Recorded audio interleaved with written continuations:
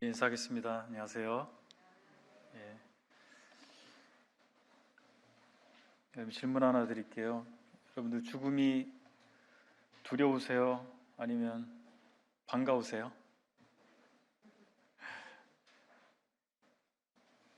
우리는 믿음 안에서 죽음에 대한 새로운 정의, 새로운 인식과 태도가 필요하다고 생각이 됩니다.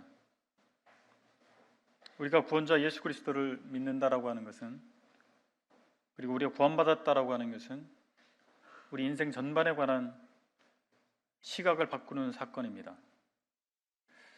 또 우리가 인생을 얘기할 때 먹고 사는 문제만을 얘기하는 것이 아니라 우리 인생의 가장 궁극적인 문제, 바로 죽음의 문제를 빼놓고 얘기할 수 없습니다.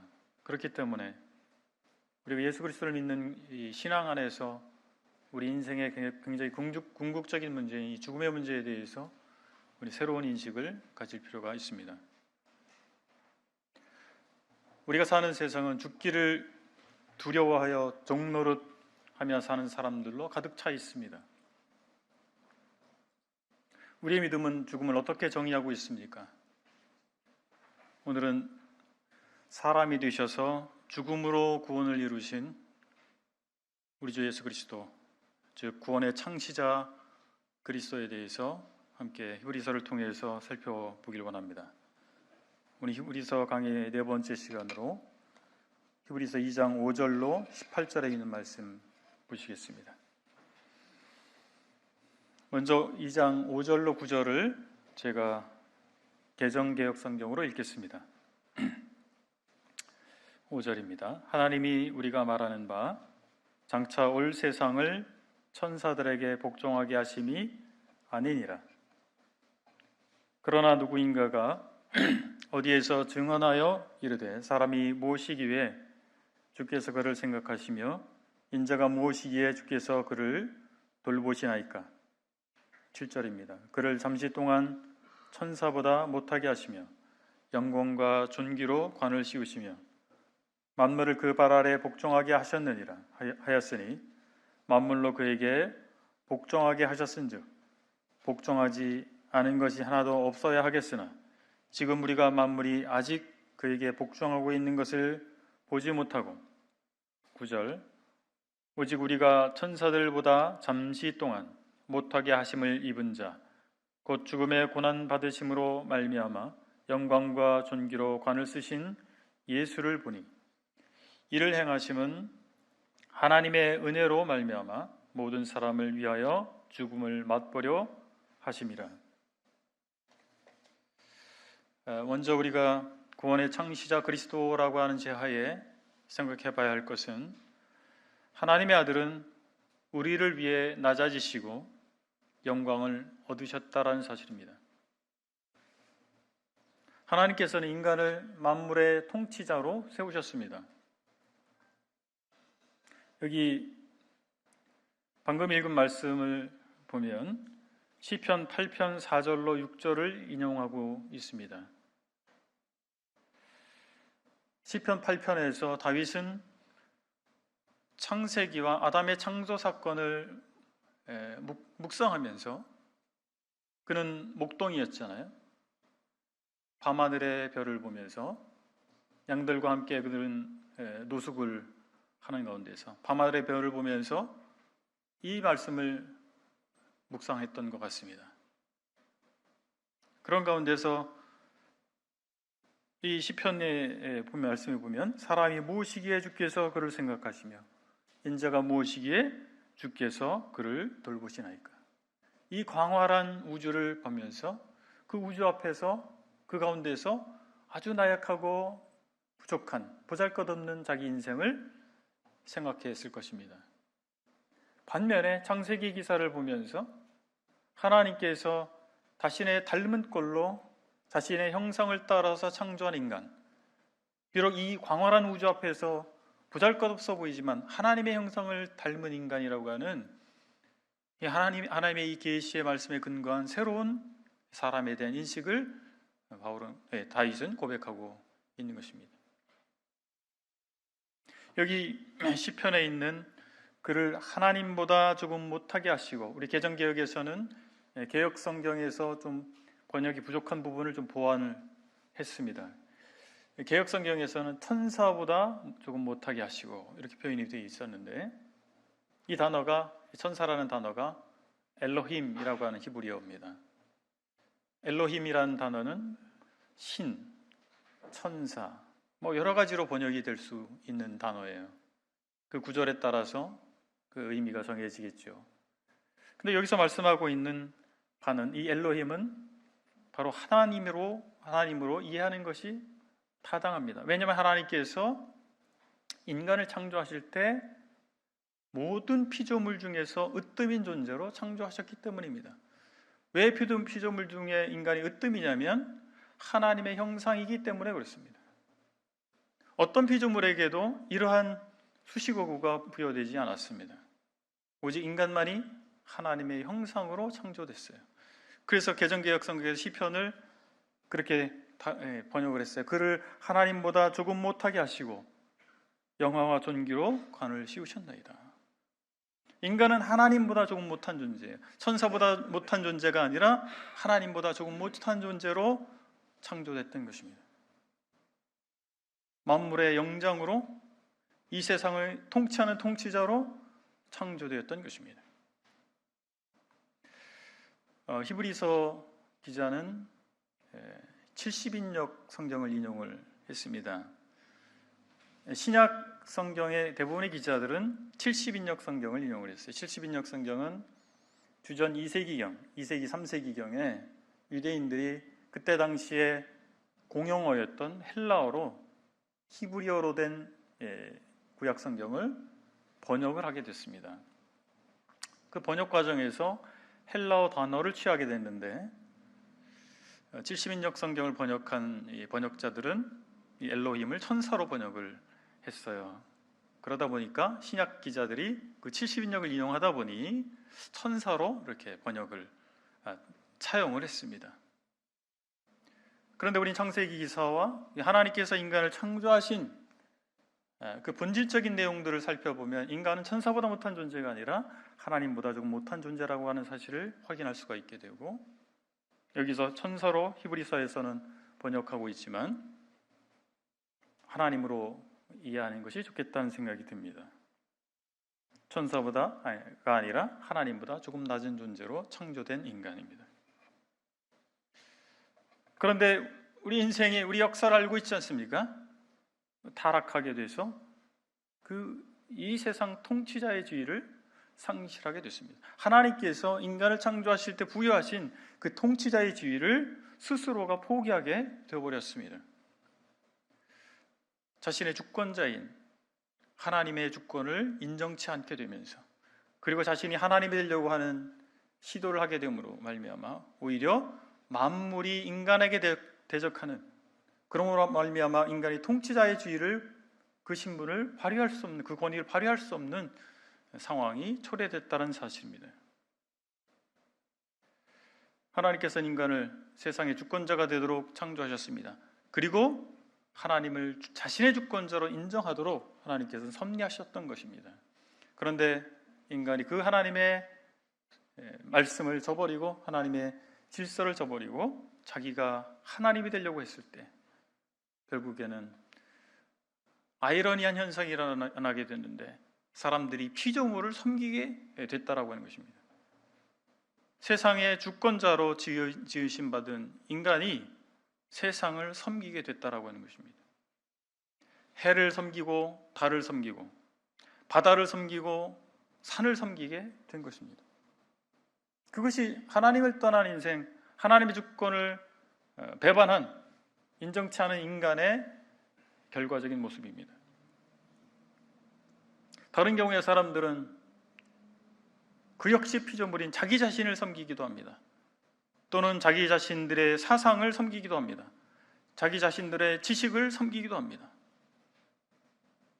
사람은 스스로 통치자의 지위를 포기하고 말았던 것입니다. 그런데 하나님께서, 우리 주님께서 우리의 지위를 회복하시기 위해서 사람이 되셨다는 사실을 본문의 말씀에 주고 있습니다. 구절에서 말씀하고 있잖아요. 오직 우리가 천사들보다 잠시 동안 못하게 하심을 입은 자. 이것을 다시 번역한다면 하나님보다 잠시 동안 못하게 하심을 입은 자. 이것은 바로 성육신 사건을 말씀해주고 있는 것입니다. 우리가 하나님보다 조금 못하게 창조됐지 않습니까? 우리를 구원하시기 위해서, 우리를 회복하시기 위해서 우리 주님께서 하나님보다 조금 못한 인간이 되셨다는 사실입니다. 곧 죽음의 고난받으심으로 말미암아 영광과 존귀로 관을 쓰신 예수. 첫 인간 아담 그리고 그 후손들은 하나님께서 그들에게 부여한 통치자로서의 지위를 스스로 포기해버렸습니다. 그러나 두 번째 아담으로 오신 예수 그리스도께서는 창세기 1장에 인간에게 부여됐던 지위와 그들에게 부여했던 그 소명을 온전히 회복하신 분이십니다. 주님은 사람이 되셔서 유대인들이 이해할 수 없는 방법을 통해서 죽음을 정복하셨습니다. 그것은 무엇입니까? 고난과 십자가 죽음입니다. 십자가는 사형틀이었고 십자가에 매달려 죽는 사람들은 실패한 인생으로 인식되고 있었습니다. 그러나 우리 주님께서는 그 십자가를 통해서 승리를 이루셨어요. 실패의 상징이었던, 저주와 멸망의 상징이었던 십자가를 통해서 우리 주 예수 그리스도께서는 놀라운 승리를 이루신 것입니다. 죽음의 고난 받으심으로 영광과 존귀로 관을 쓰신 것입니다. 어떻게 그게 가능했습니까? 주님께서는 죽음으로 죽음을 정복하신 거였습니다. 왜냐하면 부활을 통해서 그 죽음을 극복하셨기 때문입니다. 그런 말미암아 우리 원래 인간에게 부여됐던 소명, 원래 인간에게 부여됐던 그 지위, 바로 통치자로의 이 지위를, 자로서의 지위를 회복해 주신 것입니다. 우리가 그리스도 안에 있게 될 때 주님께서 승리하셨기 때문에 그분의 승리에 우리는 참여하게 되는 것이고, 그분께서 회복하신 통치자의 지위를 우리는 회복받게 되는 것입니다. 아직도 많은 사람들이 통치자가 아닌 오히려 피조물을 섬기는 자리에 있는 이유는 무엇입니까? 그들은 그리스도 안에 있지 않기 때문에 그렇습니다. 예수 그리스도를 통해서 하나님께서 이루신 그 회복의 역사를 그들은 알지 못하기 때문에 그렇습니다. 저와 여러분들은 어떤 사람들입니까?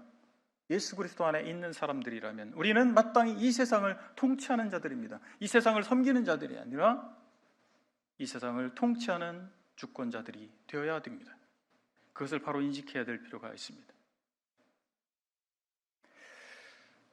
오늘의 본문을 통해서 우리가 두 번째 생각해 볼 것은 하나님의 아들은 구원의 창시자이시다라고 하는 것입니다. 10절 이하를 보겠습니다. 10절에 보면 그러므로 만물이 그를 위하고 또한 그로 말미암은 이가 많은 아들들을 이끌어 영광에 들어가게 하시는 일에 그들의 구원의 창시자를 고난을 통하여 온전하게 하심이 합당하도다.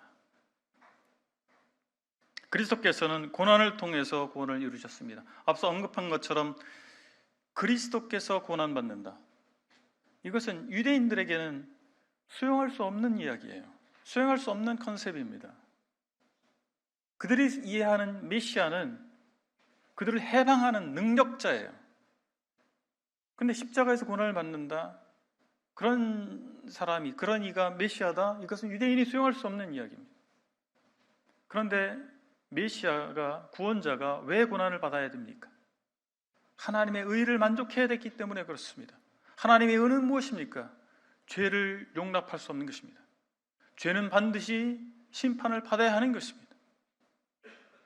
그리스도께서 죄 가운데 있는 인생을 구원하기 위해서는 그 심판의 문제, 죄에 대한 형벌의 문제를 해결해 줘야 됩니다.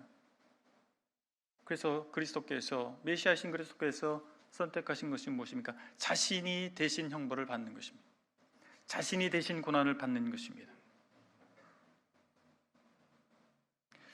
개역 성경에서는 구원의 주라고 표현했습니다. 구원의 주라고 표현을 했어요. 번역을 했습니다. 그런데 개정개역에서는 구원의 창시자로 번역을 했어요. 여기에 사용된 헬라어 원어는 아르케고스입니다. 큐리오스가 아니라 아르케고스예요. 큐리오스란 말은 주란 뜻이에요. 그렇게 번역할 수 있지만 여기서는 아르케고스라고 하는 단어가 사용이 됐는데, 이 말은 처음이라는 말하고 인도하다라는 말이 결합된 단어입니다. 그래서 창시자라고 번역하는 것이 더 옳은 것 같아요. 우리 주님께서는 죄와 사망에 매여 있는 자들을 해방하셔서 하나님 앞으로 인도하시는 분이세요.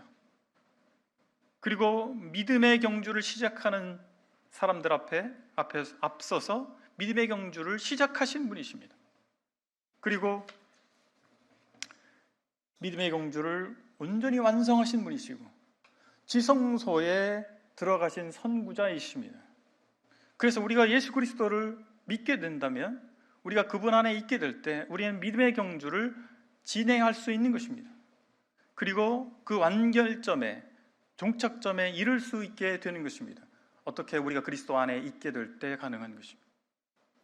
우리는 그분을 힘입어서 지성소 안에 들어가게 되는 것입니다. 우리의 의의가 아니고 우리의 노력이 아니라 우리가 예수 그리스도 안에 있게 될 때 그분을 힘입어서 우리는 신앙의 경주를 하게 되는 것입니다.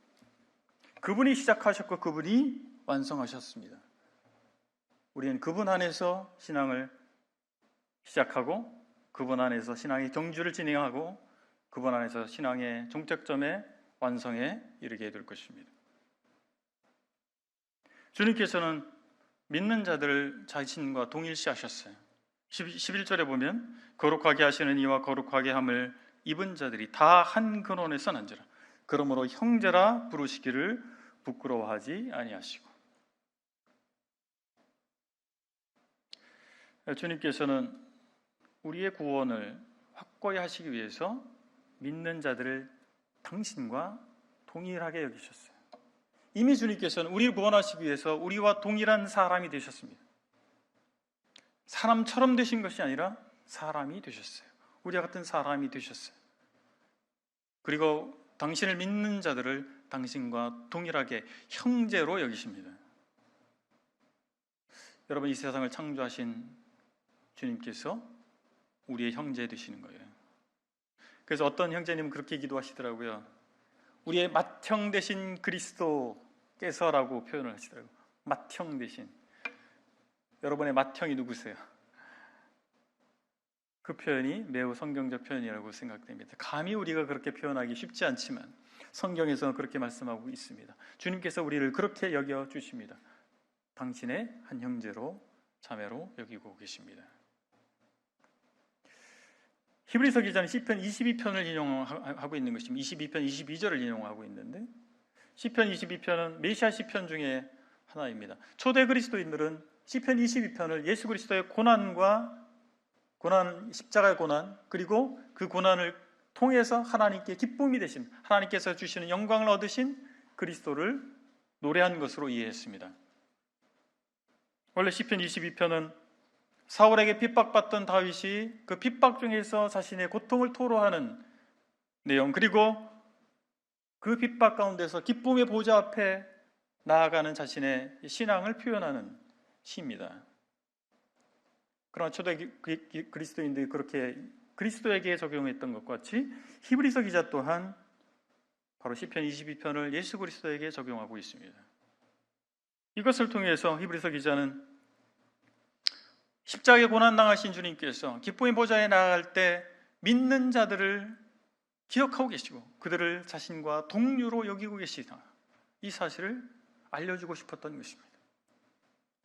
13절에서는 이사야서 8장 17절 18절을 인용하면서 역시 동일하게 예수 그리스도께서 믿는 자들을 당신과 동일시하고 계시다 라고 하는 것을 말씀해주고 있습니다. 우리는 중국 내지 선교의 창시자, 그리고 그 선교를 훌륭하게 이뤄낸 허드슨 테일러를 알고 있습니다. 페이스 미션의 대가라고 알고 있는데, 페이스 믿음 선교라고 하죠. 허드슨 테일러는 교회사적으로 살펴볼 때 조지 뮬러의 영향을 많이 받았어요. 조지 밀러는 믿음으로 산 사람이잖아요. 그래서 허드슨 테일러도 선교를 믿음으로 했어요. 그리고 그는 예수 그리스도를 모방한 설교를 했습니다. 왜 예수 그리스도를 모방했다고 표현하냐면 그는 중국인이 됐어요. 그는 서양 사람이었지만 중국인이 됐어요. 중국인의 복장을 하고 중국인의 헤어스타일을 하고 중국인의 음식을 먹었습니다. 그들의 언어를 사용을 했습니다. 중국인을 구원하기 위해서 중국이 됐어요. 이것이 바로 예수 그리스도를 모방한 것입니다. 우리 주님께서는 우리를 구원하시기 위해서 우리가 되신 것입니다. 사람을 구원하시기 위해서 사람이 되신 것입니다. 사람이 먹는 음식을 드셨고 사람이 그때 당시에 사람들이 입었던 옷을 입으셨고 그때 당시에 사람들이 거처했던 그 거처에서 주무셨습니다. 우리가 하나님의 자녀가 될 수 있는 것은 무엇입니까? 하나님의 아들께서 우리와 동일시 하셨기 때문에 우리가 되셨기 때문에 우리가 하나님의 자녀가 될 수 있었던 것입니다. 세 번째 오늘의 본문에서 살펴보고 싶은 것은 우리는 그리스도 안에서 자유를 얻었다는 사실입니다. 14절부터 15절을 보겠습니다. 자녀들은 혈과 육에 속하였음에 그도 또한 같은 모양으로 혈과 육을 함께 지니심은 죽음을 통하여 죽음의 세력을 잡은 자 곧 마귀를 멸하시며 또 죽기를 무서워함으로 한평생 매어 종노릇하는 모든 자들을 놓아주려 하심이니. 마귀는 사망으로 죽음으로 사람들을 포로로 잡고 있습니다. 사람들은 죽기를 무서워합니다. 그래서 마귀가 원하는 삶을 살게 됩니다. 종노릇하게 된다고 말씀했잖아요.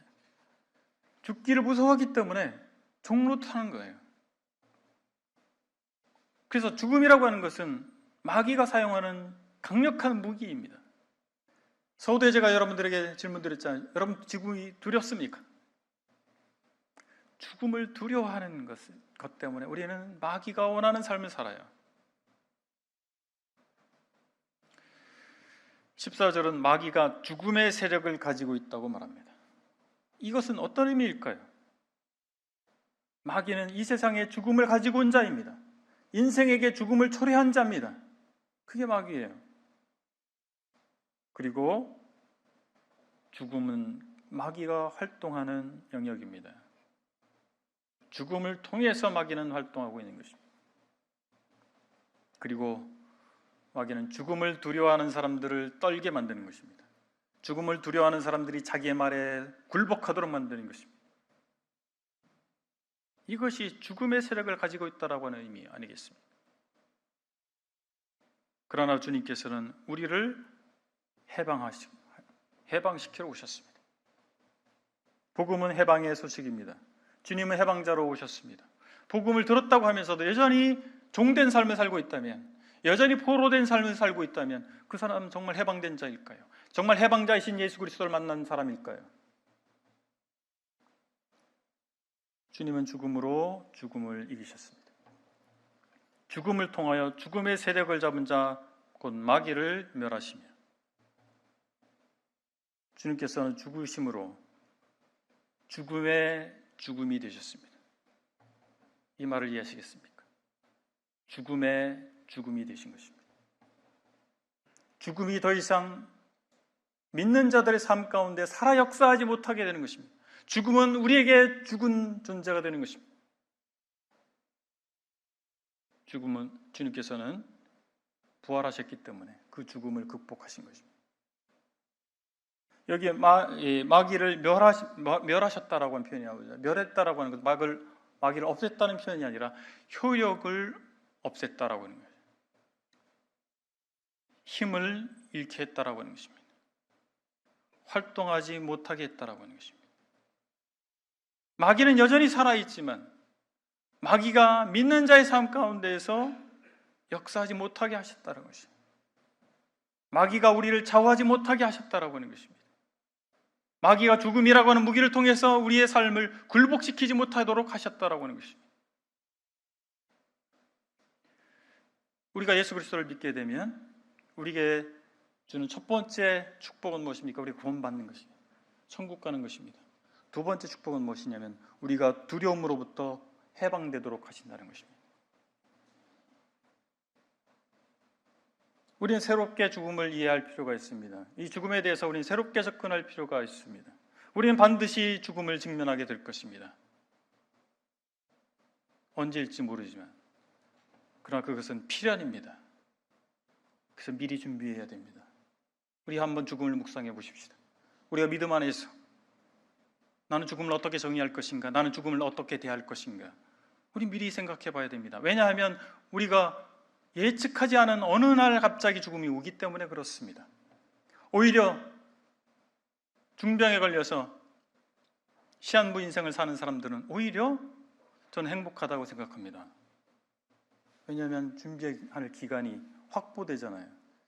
근데 사고로 돌아가시는 분들은 어느 날 갑자기 죽음을 맞이하기 때문에 준비 없이 죽음을 맞이할 수도 있습니다. 그래서 우리는 오늘이라고 일컫는 동안에 삶을 생각할 뿐만 아니라 삶에 대해서 고민할 뿐만 아니라 우리의 죽음의 문제를 묵상해 봐야 됩니다. 죽음은 나를 사랑하신 주님을 만나는 방법입니다. 맞습니까? 죽음은 우리가 사랑했던 먼저 소천하신 그분들을 만나는 방법입니다. 여러분 그렇습니까? 저는 여기 비아동에 살고 있던 모친님을 생각합니다. 그 모친님 알고 계신 분도 계실 텐데 신모친님 알고 계신 분 계시죠? 그 모친님께서는 명절 때마다 저에게 양말을 주셨어요. 제가 대학생 때 여기 같은 구역이었거든요. 제가 오토바이 타고 이렇게 다녔었는데 원래 여기가 시골 마을이었습니다. 이쪽에 다 논이었고 여기에 촌락이 있었습니다. 여기 이렇게 사셨어요. 제가 결혼을 하고 또 여기에 살게 됐잖아요. 근데 저희 아이들이 어렸을 때 저희 아이들이 지나가면 불러요. 모친님이. 그때 몸이 많이 불편하셨는데 불러서 1,000원짜리 한 장을 주셨어요. 여러분 우리가 사랑했던 우리 신앙의 동료들, 신앙의 선배들을 우리 만나게 될 것입니다. 그것이 죽음 아니겠습니까? 우리 주님을 만나게 될 것이고 우리 사랑하는 그분들을 만나게 되는 것이 죽음입니다. 우리가 죽음을 과연 두려워만 하고 우리가 깊이 해야만 하는 문제일까요? 주님께서는 죽음을 이기시고 부활하셨어요. 그래서 우리에게 부활의 보증이 되셨습니다. 부활의 첫 열매가 되신 분이십니다. 우리는 죽음이 죽음으로 끝나는 것이 아니라 죽음이 죽어서 멸망하는 것이 되지 아니하고 죽음을 통해서 새로운 생명을 얻는 것으로 이해하고 있습니다. 성경은 그렇게 가르쳐주고 있습니다.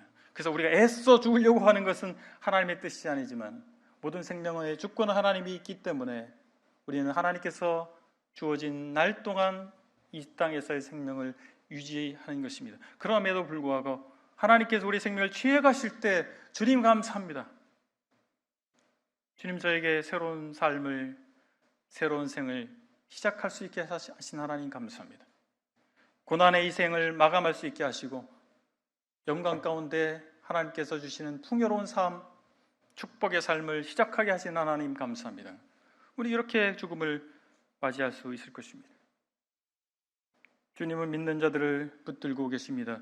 16절에 보면 이는 확실히 천사들을 붙들어 주려 하심이 아니요 오직 아브라함의 자손을 붙들어 주려 하십니다. 히브리 그리스도인, 유대인 그리스도인들은 고난 가운데 있었습니다. 소망이 보이지 않았어요. 히브리서 기자는 그들에게 말씀합니다. 주님께서는 천사들을 붙들어 주려 하심이 아니라 바로 당신들을, 고난 중에 있는 당신들을 붙들어 주려고 오신 분이십니다. 그분은 여전히 당신들을 붙들고 계십니다. 그들을 붙들어 주셨던 우리 주님께서 오늘날 나를 붙들고 계십니다. 대제사장이신 주님께서는 우리의 죄를 속량하신 분이십니다. 그러므로 그가 범사의 형제들과 같이 되심이 마땅하도다. 이는 하나님의 일에 자비하시고 신실한 대제사장이 되어 백성의 죄를 속량하려 하심이라. 대제사장은 백성과 하나님 사이에 중보자 역할을 했던 사람들이에요. 우리 주님께서는 사람이 되셔서 하나님과 사람 사이에 중보자가 되셨습니다. 우리 죄를 속량하심으로 말미암아 하나님께로 나아갈 수 있는 길을 여신 분이십니다. 그 주님은 우리를 온전히 이해하고 도우십니다. 18절에 보니까 그가 시험을 받아 고난을 당하셨은즉 시험을 받는 자들을 능히 도우실 수 있느니라 라고 말씀하고 있습니다. 그리스도께서는 고난 중에 시험을 받으셨어요. 공생이 시작할 때 시험을 받으셨고 십자가를 통해서 시험을 받으셨습니다. 고난 중에 신앙 고백을 배반하도록 유혹받고 있는 유대인 그리스도인들에게 그들을 이해하는 가운데서, 그들이 시험받는 상황을 이해하는 가운데서 그들을 동정하시는 주님이십니다. 우리 주님께서 겟세마네 동산에서 기도했던 내용을 우리는 알고 있습니다. 주님은 시험 당하신 겁니다. 아버지여, 할만하시거든 이 잔을 저에게서 옮겨주십시오. 주님은 제자들에게 말씀하셨어요. 내가 고민하여 죽게 됐다. 내가 정말 죽을 지경이다. 주님은 정말 시험 받으신 분이십니다. 그런 분으로서 우리를 이해하십니다. 아주 결정적인 순간에 주님은 혼자셨어요. 주님께서는 500여 제자들이 있었고 12명의 최측근의 제자들이 있었고 3명의 걸출한 제자들이 있었지만 정말 정작에 주님께서 시험 당하시는 그 순간에는 다 졸고 있었잖아요. 주님 홀로 남았습니다. 혼자 기도하셨어요.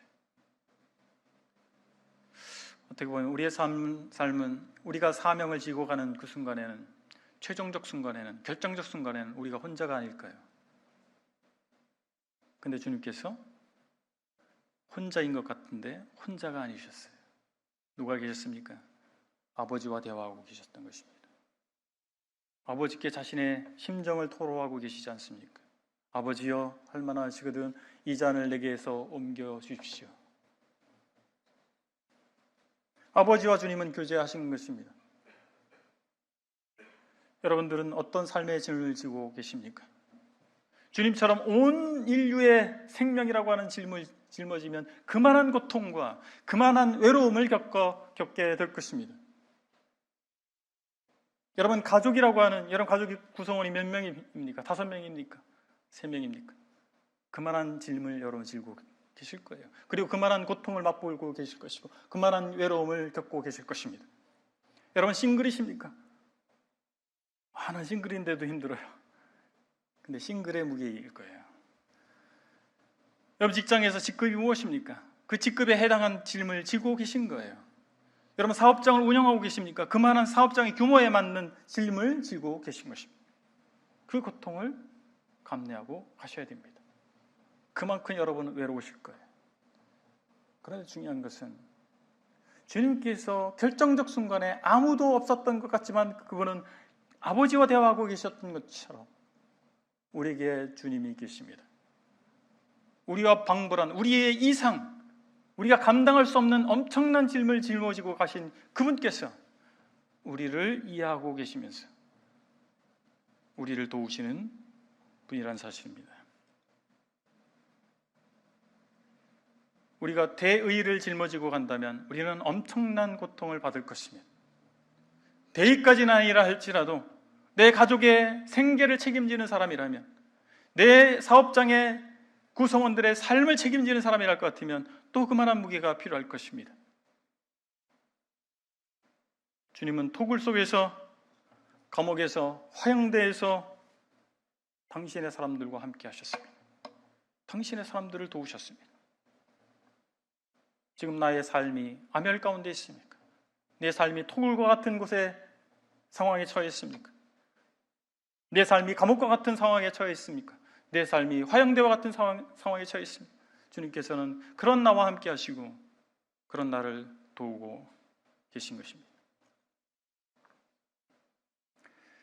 하나님의 아들은 이 세상 통치자로서 본분을 상실한 우리를 회복하시기 위해서 이 땅에 오셨습니다. 구원이라고 하는 것은 하나님을 통치자로, 하나님을 섬기는 사람들을 통치자로 회복하는 일입니다. 내가 어떤 사람인지 모르기 때문에, 내가 예수 그리스도를 믿음으로 말미암아 내가 어떻게 회복됐는지 모르기 때문에 많은 믿는다는 사람들이 통치자로서의 삶을 살지 아니하고 굴복하는 삶을 살게 됩니다. 무엇에 굴복하고 있습니까? 피조물에 굴복하고 있는 것이고, 사람이 세운 권세에 굴복하고 있는 것이고, 사람이 세운 제도에 굴복하고 있는 것이고, 사람이 세우신 시스템에 굴복하고 있지 않습니까? 우리가 피조물에 굴복하지 말고 하나님을 섬기는 통치자로 살아야 될 것입니다. 그것이 구원이 의미하는 바이고, 우리가 예수 그리스도를 믿는다라고 하는 것이 의미하는 바일 것입니다. 주님은 우리의 구원의 창시자이십니다. 우린 그리스도로 말미암아 구원의 서정에 들어선 것입니다. 구원의 서정이란 말은 많이 쓰이지 않는 표현이지만, 우리가 칭의, 성화, 영화, 이렇게 구원을 삼중적으로 신학에서 표현하고 있습니다.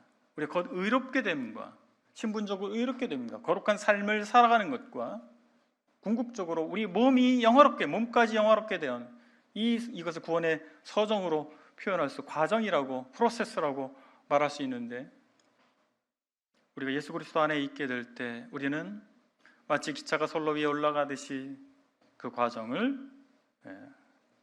거치게 될 것입니다. 그렇게 되는 것입니다. 우리는 그 가운데 있는 것이죠. 예수 그리스도 안에 있게 될 때 우리 삶 가운데에서, 우리 생애 가운데에서 이 구원 서정이 이루어지는 것이죠. 주님 우리를 진정으로 이해하시는 가운데 우리를 도우십니다. 우리가 절망하지 않을 수 있는 이유가 여기에 있습니다.